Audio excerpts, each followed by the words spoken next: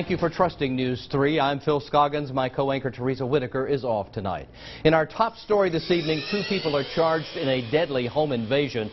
Early Tuesday morning, law enforcement officers say 2 men broke into a casita home and shot to death an 85-year-old man. But they say that this may not have been their first home invasion of that night. News 3's Mercer Van Shore has been digging deeper into this case. She shares details now about the investigation. Mercer. Phil, one of the suspects, as you see here, 20-year-old Devontae Treyon Mike. He's of Opelika.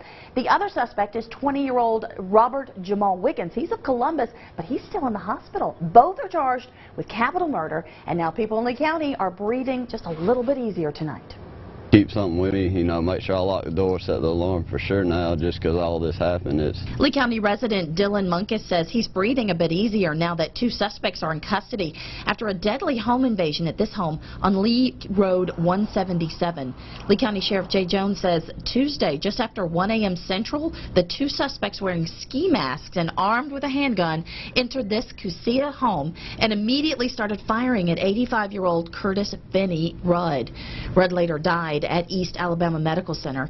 The sheriff says one motive is believed to be robbery, but another motive may be the true cause. This type of a crime, when an invasion of the sanctity of an individual's home, that sometimes involves just, some of these crimes are just pure evil, and evil is its own motive. Sheriff Jones says Rudd did manage to fire back with his own gun during this incident.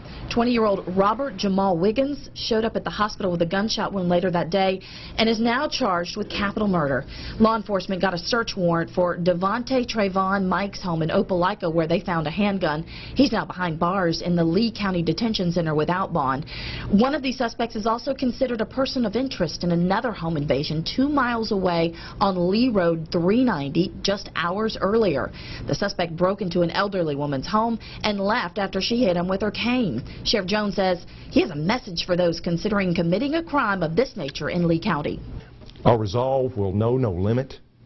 Our pursuit will be relentless. We will identify you, and we're not going to rest until you are breathing the air of confinement and awaiting justice.